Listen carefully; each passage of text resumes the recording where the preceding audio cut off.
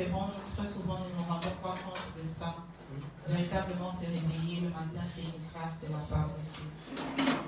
Je vais appeler Esther pour venir faire la lecture de la parole de Dieu. La parole, le message de ce matin a été déjà prêché en fait.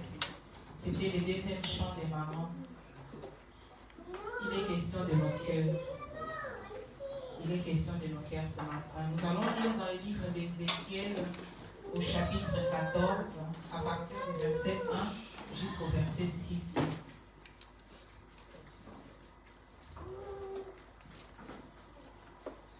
Ézéchiel 14.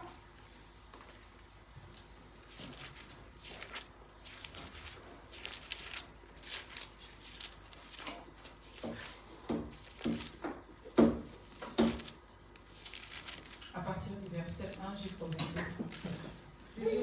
Christ, Amen. Amen. Quelques-uns des anciens d'Israël vinrent auprès de moi et s'assirent devant moi. Et la parole de l'Éternel me fut adressée en ces mots. Fils de l'homme, ces gens-là portent leurs idoles dans leur cœur. Et ils attachent les regards sur ceux qui les a fait tomber dans l'iniquité. Me laisserai-je consulter par eux? Verset 4. C'est pourquoi parle-leur. Et dis-leur, ainsi parle le Seigneur, l'Éternel, tout homme de la maison d'Israël qui porte ses idoles dans son cœur et qui attache les regards sur ce qu'il a fait tomber dans son iniquité, s'il vient s'adresser au prophète, moi, l'Éternel, je lui répondrai malgré la multitude de ses idoles, afin de saisir dans leur propre cœur ceux de la maison d'Israël qui se sont éloignés de moi avec toutes leurs idoles. Verset 6. C'est pourquoi, dis à la maison d'Israël, ainsi parle le Seigneur l'Éternel. Revenez et détournez-vous de vos idoles, détournez les regards de toutes vos abominations. Amen. Amen. Ce texte du prophète Ézéchiel nous dit clairement comment les peuples s'étaient approchés et qu'est-ce que le peuple avait dans son cœur. Nous pouvons directement associer cela à nous, parce que nous sommes des gens que nous aimons le Seigneur, nous sommes à son service. Mais comme ces peuples, comme ces sages, comme ces anciens d'Israël, et ils aimaient aussi Dieu, ils avaient Dieu comme leur Seigneur, parce qu'ils avaient vécu l'expérience de sortir de l'Égypte. Ils avaient vécu tous ces miracles. C'est vrai, c'était leur père, mais c'était leur histoire, leur témoignage. Mais ils avaient des dieux dans leur cœur. Ils avaient des idoles dans leur cœur. Si nous avons prêté attention à la lecture, il y a des mots qui reviennent. Idole et iniquité. Ils sont venus consulter.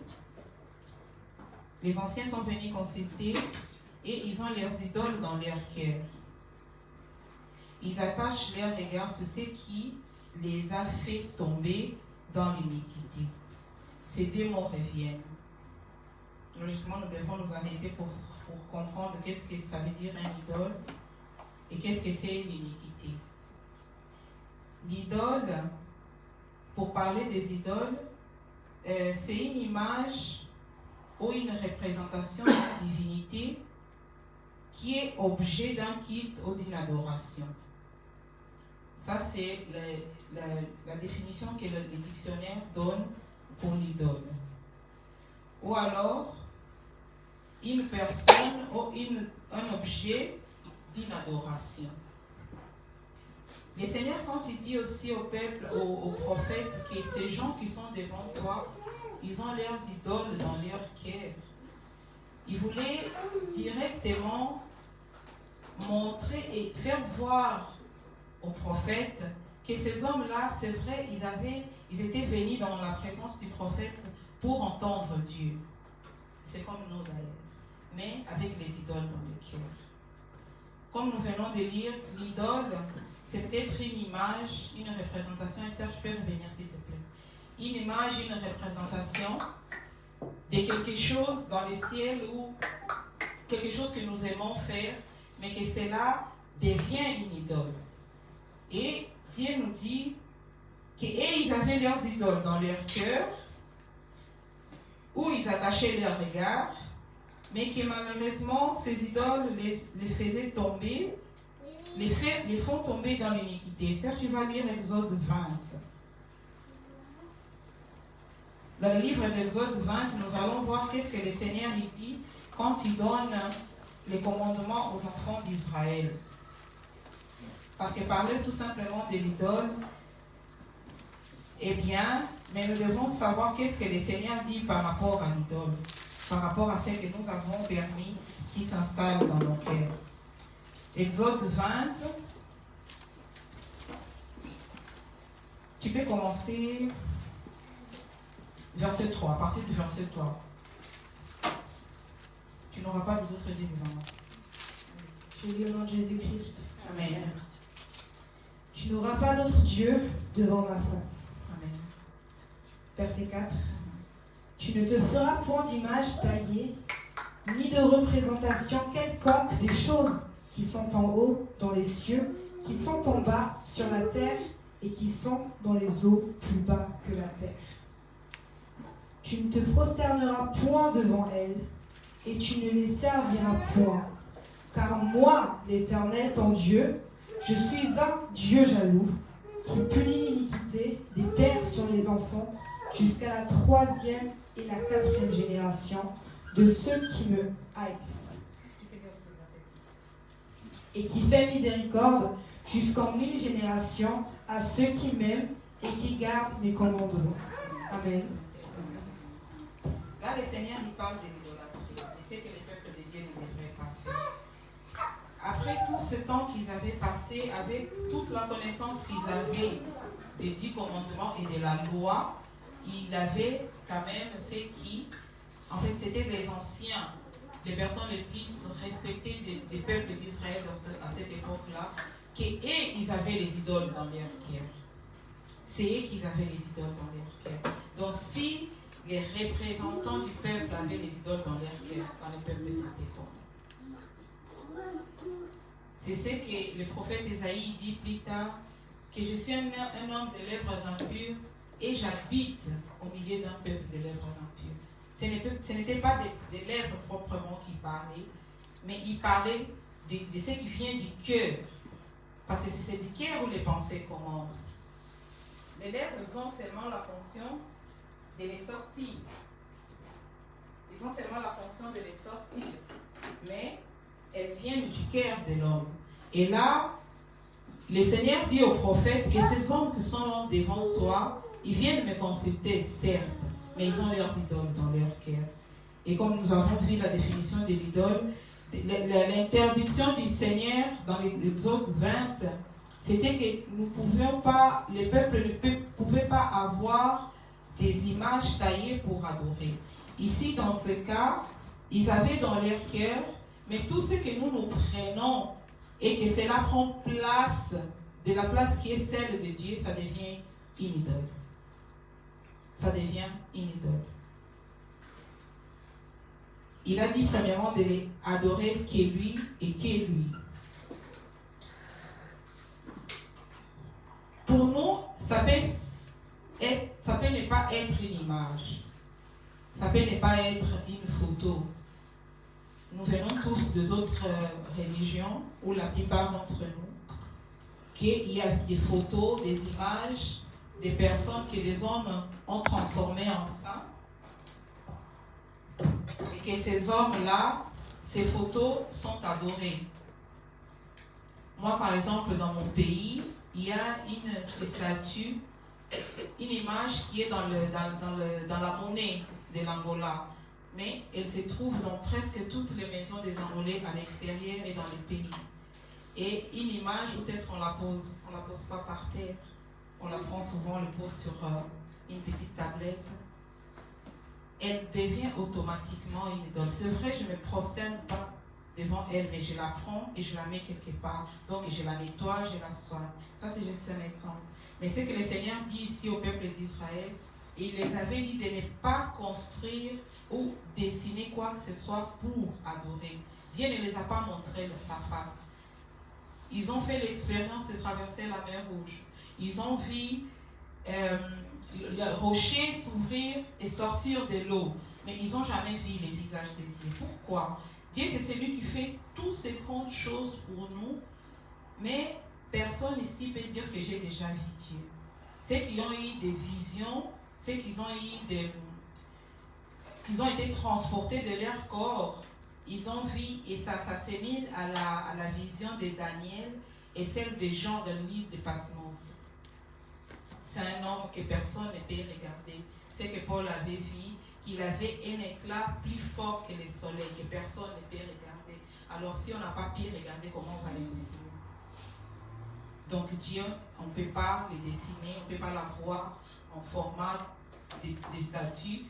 Et il interdit son peuple d'avoir des idoles. Mais nous voyons ici que les anciens, ils s'étaient approchés du prophète, mais ils avaient leurs idoles dans leur cœur. Dans le verset 3, la Bible nous dit, fils de l'homme, ces gens-là portent les idoles dans leur cœur et ils attachent leur regard sur ce qui les fait tomber dans l'iniquité. Mais laisserai-je consulter par eux? L'exemple des idoles, par exemple, pour nous, c'est pour ça que j'ai dit que c'est tout sorti dans les champs de maman, c'est ce que nous avons dans notre cœur. La haine. Nous sommes là, nous sommes des chrétiens. Nous prenons la Sainte Seine. Nous servons dans la maison de Dieu. Mais nous avons la haine dans nos cœurs. J'ai eu presque les larmes. Hier, quand maman Elissa elle a choisi la chanson, je dis Seigneur, merci parce que tu confirmes. Nous avons la colère dans notre cœur. J'aime le Seigneur, je sers le Seigneur. Je suis quelqu'un qui doit me dire mes offrandes. Mais quand j'haïs, quelqu'un jaillit jusqu'à la mort. Que je suis assise là, quand c'est bien aimé entre, j'arrête même de respirer, je tourne parce que je ne supporte pas sa présence. T'as la colère dans ton cœur, Sainte. Des personnes qui sont jalouses, extrêmement jalouses. Une jalousie immisérable. On ne peut pas les mesurer. Il n'y a pas une jalousie saine, ça n'existe pas. Si j'aime la veste de papa Germain, si j'apprécie le voir avec, c'est la sienne. J'aime le voir avec. Mais quand je passe au point de vouloir avoir ce que mon bien-aimé il a, ça passe à être de la jalousie. Et c'est un mytho. Je ne dis pas que nous ne pouvons pas acheter des biens. Mais il y a des personnes qui, tout ce qui se passe dans la vie de l'autre, lui, il doit les copier, il doit les faire exactement comme ça. C'est de ça que je parle. Nous devons acheter des choses, bien sûr, nous devons nous habiller, avoir nos affaires à la maison. Mais de cette jalousie-là que je parle, nous avons la critique dans notre cœur. Nous sortons d'une réunion, d'un échange, peut-être même avec le travail. Et tout de suite après, il y a les sous-comités qui se font. La réunion redémarre encore là-dedans. Ça aussi, c'est un mytho. Ça aussi, c'est un mytho. Il y a les doutes dans nos cœurs. On peut tout nous dire. C'est vraiment comme ça. C'est pas moi, c'est la parole de Dieu. C'est pas moi, c'est la parole de Dieu. Un serviteur se tient ici debout, il prêche, il donne les messages. Non, pourquoi il a dit ça? Certainement, c'est à moi qu'il a parlé. La plupart des serviteurs reçoivent un message, un verset de la Bible, et l'Esprit Saint l'amène à développer cela. Personne ne s'assoit pour commencer à faire la liste des attaques qu'il doit faire. Mais, qu'est-ce que le diable lui fait? Il met cela dans nos cœurs, les doutes, l'incrédulité. Et dans les cœurs aussi de certaines personnes, dans la petite liste que j'avais faite, parce qu'après je m'étais arrêtée, il y a des personnes qui se sentent bien seulement s'ils sont en état d'ivresse. Leur cœur se réjouit en ce moment-là. C'est aussi un état. Et le reste, je vous laisse compléter. Je vous laisse donner des exemples. Des choses qui nous font énormément plaisir. Les femmes, la société, dans les sondages, ils disent que les femmes se sentent bien, que nous nous sentons bien après avoir acheté quelque chose. Même si je n'ai pas besoin de quelque chose, mais quand je l'achète, je me sens bien. Alléluia. Amen. Alléluia. Amen. La société les dit, les sondages démontrent que c'est comme ça, mais c'est aussi de l'idolâtrie. Parce que ce sont des attitudes et des comportements qui prennent place devant notre Dieu.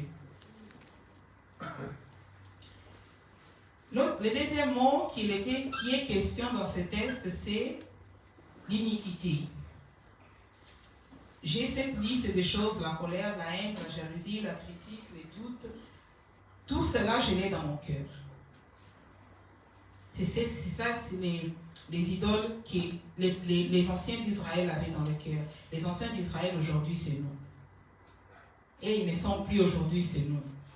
Et cette petite liste que j'ai fait, que je vous ai demandé de développer vous-même, ce sont les idoles. Maintenant, regardez ce que les idoles amènent, que c'est l'iniquité. Ce que les idoles amènent à tomber dans l'iniquité. L'iniquité, il a comme synonyme la injustice, tout ce qui est arbitraire, tout ce qui est abus, tout ce qui est tort, tout ce qui est inégalité, usurpation et des autres questions que j'ai préféré m'arrêter là. Donc quand j'ai tout ça dans mon cœur, quand j'ai ces désirs, ou la haine, la colère, la jalousie, tout cela m'amène à l'iniquité. Et l'iniquité, c'est la injustice. C'est tout ce qui est arbitraire. Même l'usurpation, c'est faire passer par un autre. Ça, c'est beaucoup dans la jeunesse qui ils font des statuts, des profils et ils se font passer par des autres personnes pour pouvoir dégager la colère, la haine. Mais si nous regardons, ça part tout dans le cœur de l'homme. Notre cœur, c'est aussi les temples. C'est aussi les temples du Seigneur. La question que les prophètes, que les seigneurs y posent, ils demandent, mais laisserai-je consulter par eux? Est-ce que moi, Dieu, je me laisserai consulter par ces gens qui ont des idoles dans leur cœur, qui ont la haine dans leur cœur, qui se réjouissent seulement quand ils sont dans l'état d'ivresse, qui sont seulement dans la joie quand ils voient que quelqu'un est tombé? Quand ces gens-là, ils seront dans des problèmes et qui viendront dans mon temple prier, est-ce que je me laisserai consulter par ces gens? Là où on se pose la question, pourquoi le Seigneur ne résout pas mon problème? Est-ce que Dieu ne me voit pas? Est-ce que Dieu n'écoute pas ma prière? Le Seigneur lui demande, est-ce que je me laisserai consulter par eux? Les peuples de Dieu, nous devons être enseignés. Nous devons être enseignés. Il a dit qu'il est le chemin, la vérité et la vie. Le chemin, il n'est pas synonyme avec la vérité. Et la vérité n'est pas synonyme avec la vie. Il y a un travail qui s'est fait. J'aime questionner et je me suis demandé pourquoi encore moi ça. Mais je sais qu'il est Dieu, il sait qu'est-ce qu'il fait. Et je suis comme Marie, qui ça se fasse sur moi ce qu'il veut. Amen. Amen. Le Seigneur nous a donné des commandements, les 10 commandements de l'Exode 20. Ceux qui ne les connaissent pas, je vous conseille d'aller les lire. Mais tout le monde connaît les 10 commandements parce qu'ils sont partout. Juste taper sur Google, ça va sortir. Le Seigneur nous a donné ces normes, ces lois, pour que nous puissions être en sécurité. Je vais donner l'exemple que j'aime bien de la conduite. La plupart d'entre nous conduisons.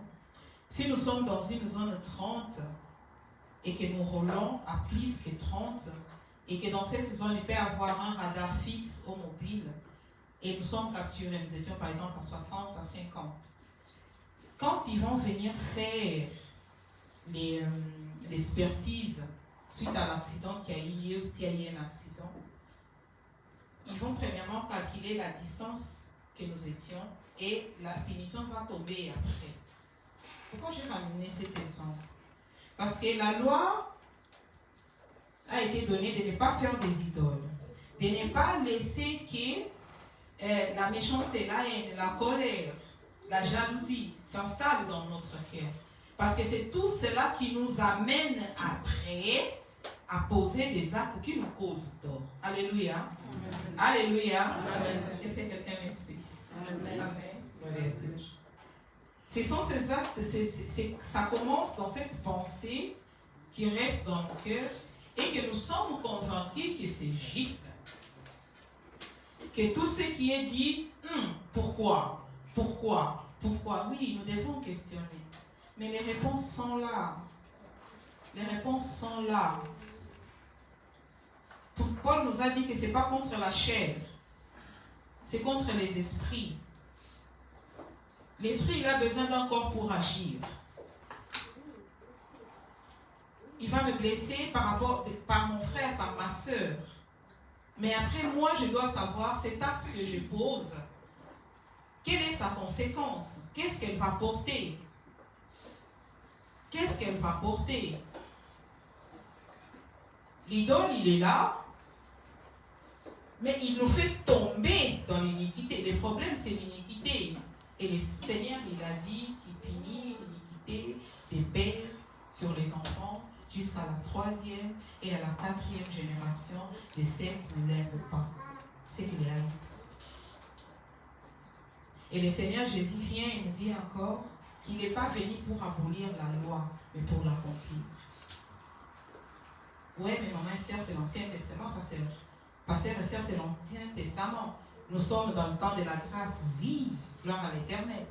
Mais le Seigneur Jésus lui-même, il a dit qu'il n'est pas venu pour annuler la loi, mais pour l'accomplir.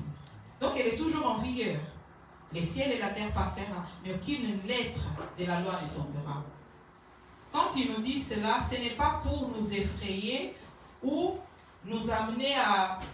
Même si nous abandonnons, c'est la mort quand même. Donc, ce n'est pas pour nous effrayer. L'idée, ce n'est pas ça. Mais c'est pour ramener le peuple de Dieu à entrer véritablement dans celle qui est la pensée de Christ. C'est une longue journée, la journée avec le Christ. Il a dit qu'il est le chemin. Nous sommes déjà dedans, nous sommes plus dehors. Nous tous ici, nous avons déjà reçu le Seigneur comme notre Seigneur et Sauveur. Nous sommes en train de marcher avec lui.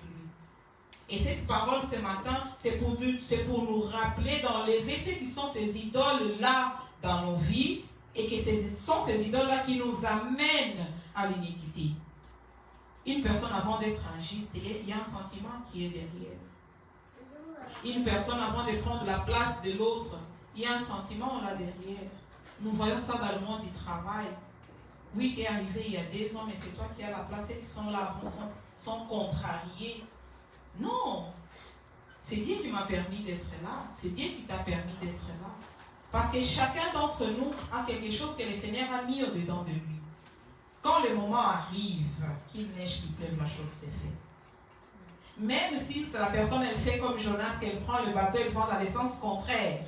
S'il faut que le Seigneur t'envoie un poisson pour te ramener à Ninive, il le fera. Amen. Amen. Alléluia. Amen. Alléluia. Amen. Quand le temps arrive, les choses se font. Mais le rappel de ce matin, c'est qu'est-ce que nous avons dans notre cœur.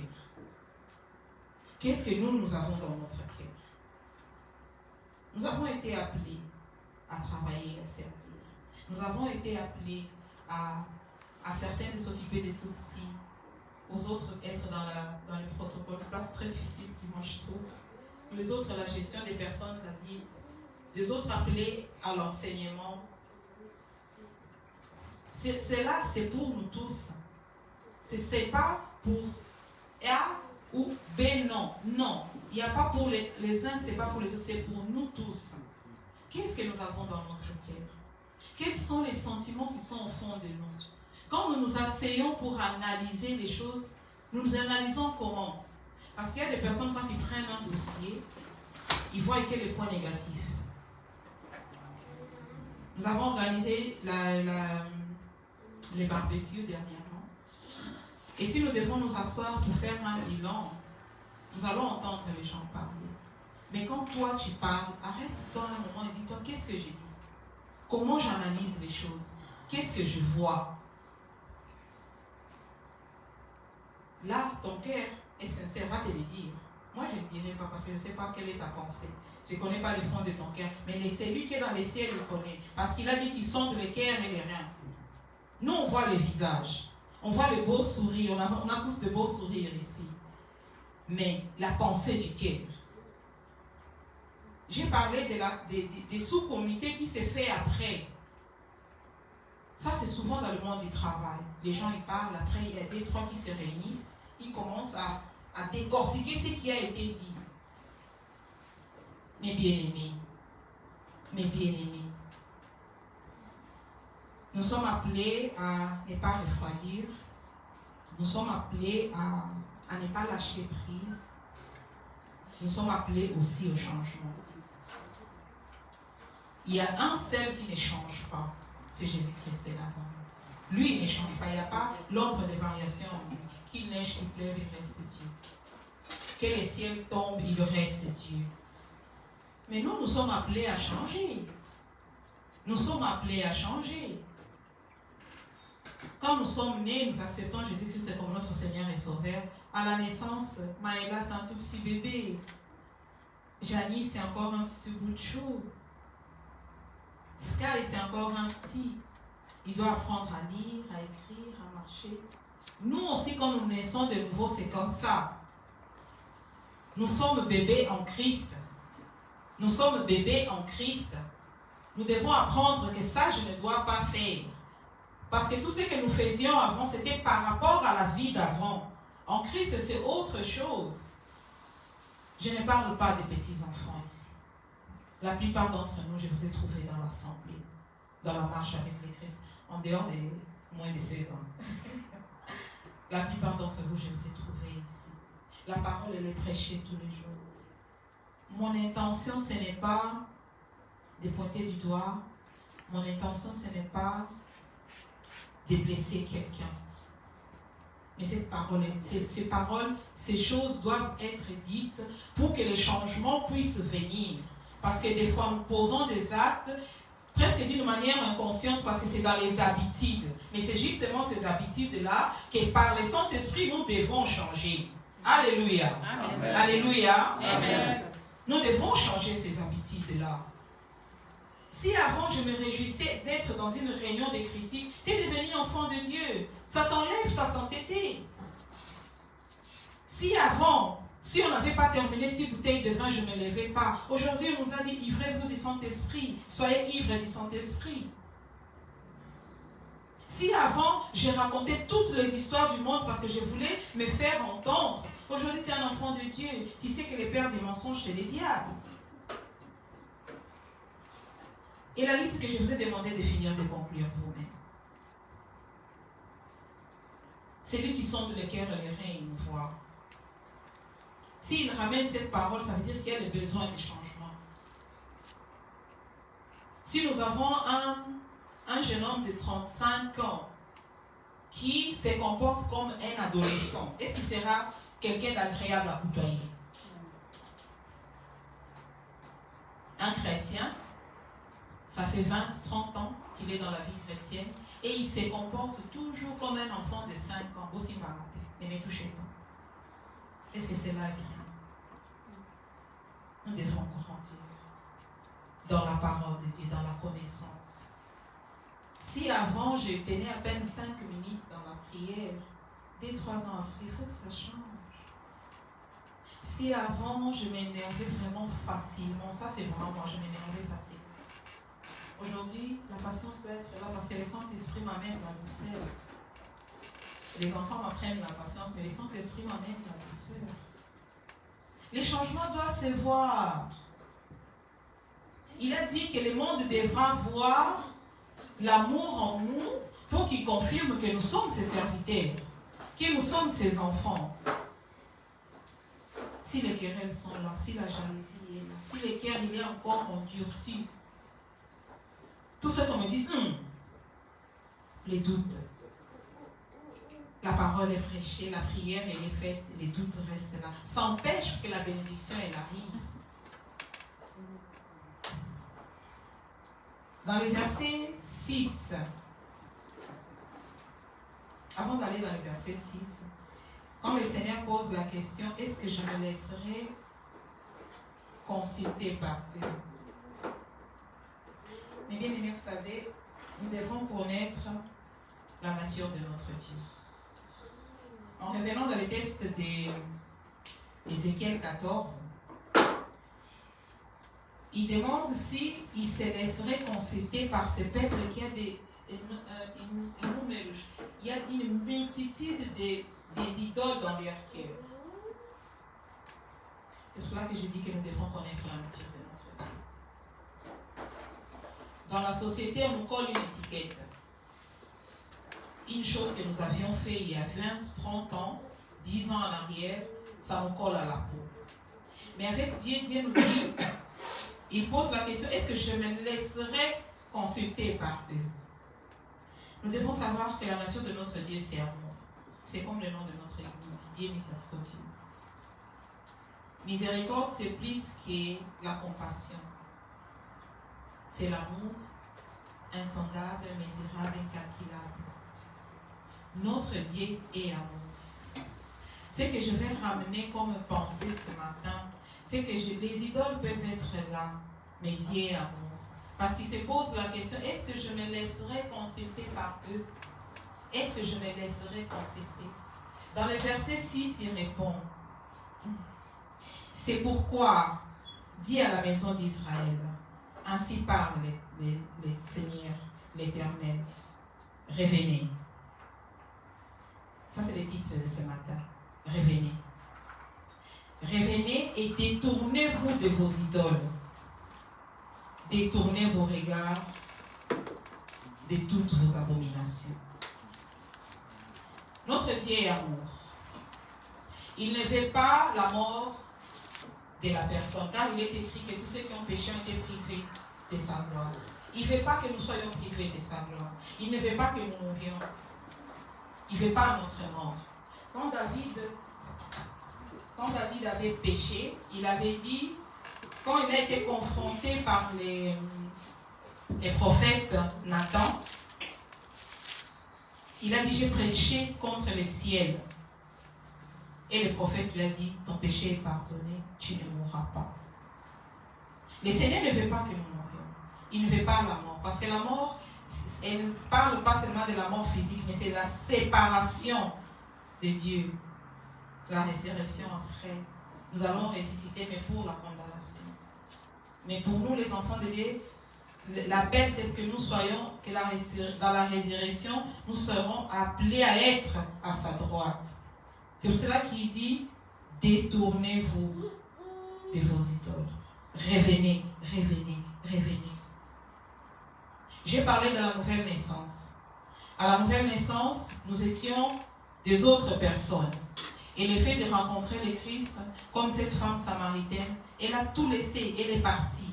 Elle a tout laissé, elle est partie. Elle est devenue quelqu'un de nouvel. Mais elle a dit être enseignée. Parce que si vous regardez ce texte, là où il rencontre la femme samaritaine, il est resté pour l'enseignement. Vous connaîtrez la vérité et la vérité vous affranchira. Les changements ne se font pas en un en claquant les doigts. Ça se fait paulatinement, gentiment. Mais elle doit se faire. Comme j'ai donné l'exemple, comment ferions-nous avec un jeune de 35 ans qui a le comportement d'un ado de 14 ans? Il va être désagréable. C'est également pour nous. Notre Dieu, il veut que nous changions. Il veut que les changements se constatent à nous. Les idoles, nous avons eu pendant très longtemps dans nos vies. Ça nous a apporté quoi? Si nous regardons qu'est-ce que l'iniquité elle fait qu'est-ce qu'elle produit? Elle produit de l'injustice, de l'impartialité, des abus, du tort, de l'inégalité. Ce ne sont pas ça les fruits que le Seigneur attend de nous. Ce ne sont pas ça les fruits que le Seigneur attend de nous. Il nous dit de revenir vers nous, d'abandonner notre iniquité, d'abandonner les mauvaises pensées, les idoles qui sont dans notre cœur. Même si depuis toujours ça a été comme ça, mais aujourd'hui, la parole est pour toi, la parole est pour moi. Si tu ne te trouves pas dans ça, gloire à Dieu. Mais j'avais demandé de rallonger la liste. Quand tu as rallongé la liste, tu n'as rien trouvé, gloire à Dieu. Mais si tu as trouvé quelque chose, que c'est un idole, et que cela te fait tomber à l'iniquité, et que cela t'éloigne de la face de l'Éternel, reviens. Reviens. Reviens vers ton Dieu. Reviens vers ton Dieu. Si avant tu devrais raconter 1000 histoires pour que les gens te donnent de la valeur, de l'estime, aujourd'hui ton estime, ça ne vient pas de ça. Un enfant de Dieu ne vit pas dans le mensonge. Un enfant de Dieu ne vit pas dans la critique, dans les querelles, dans la colère. Ce ne sont pas ça les fruits du Saint-Esprit. Les fruits que nous devrons donner, c'est l'amour, la patience, la joie. C'est ça qui est attendu de notre part. C'est ça que nous devrons montrer. C'est ça que nous devrons donner. Si jusqu'à maintenant ça n'a pas été le cas, mes bien-aimés, nous allons prendre un petit moment, nous allons prier. Peut-être le changement, il s'est fait déjà, mais il ne s'est fait pas dans le rythme d'une croissance normale.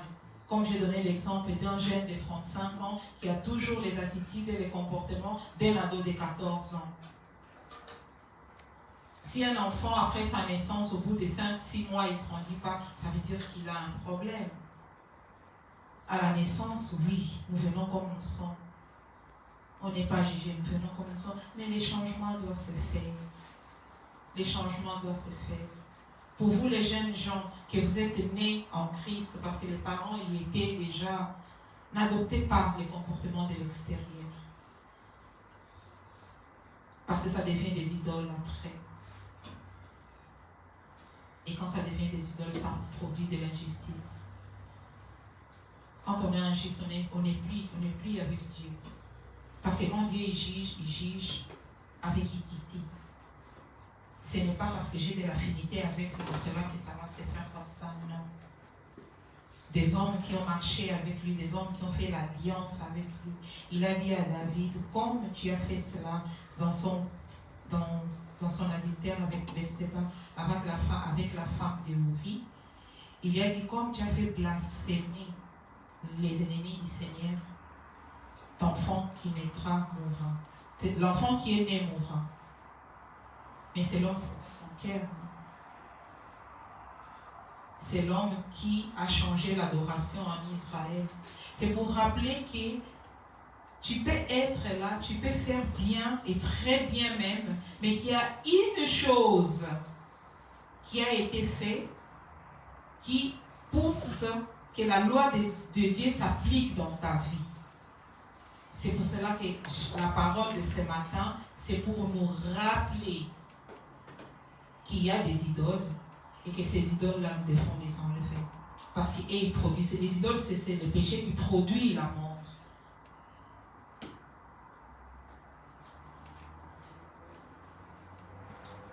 Mon bien-aimé, pour conclure, nous devons nous rappeler de la nature de notre Dieu. Chaque enfant ici connaît le tempérament de ses parents. Il sait quand le papa il parle ou quand la maman tout simplement regarde que ce n'est plus ce qui doit continuer à être fait. Avec notre Dieu, c'est la même chose. Il ne va pas venir avec une chicotte pour nous ramener. Reviens, non. Il envoie ses serviteurs, il t'envoie la parole. Très souvent, c'est dans les chants. C'est pour ça que moi, j'aime quand j'écoute une chanson de comprendre le contenu de la chanson. Très souvent, ça nous parle dans les chants. Et la Bible, elle est là, elle nous parle aussi. Elle nous parle. La plus grande prophétie, la meilleure des prophéties, c'est la Bible. C'est la Bible, elle nous parle. Arrête-toi un moment et lis. Donne-toi du temps. Il y a des livres où c'est vraiment très difficile à lire. Dis au Saint-Esprit, viens glorifier le nom de Jésus. Et tu verras comment les versets vont souffrir devant toi. que tu vas même remarquer, oh, il y avait une virgule ici. Mon bien-aimé, tu te connais. Tu sais quelles sont tes forces, quelles sont tes faiblesses. Cette parole est sortie aujourd'hui pour te rappeler de la nature de notre Dieu, qui sait tout, qui voit tout. Abandonnons nos idoles et revenons à lui. Lui qui dit qu'il est le chemin, la vérité et la vie. Que le Seigneur bénisse sa parole.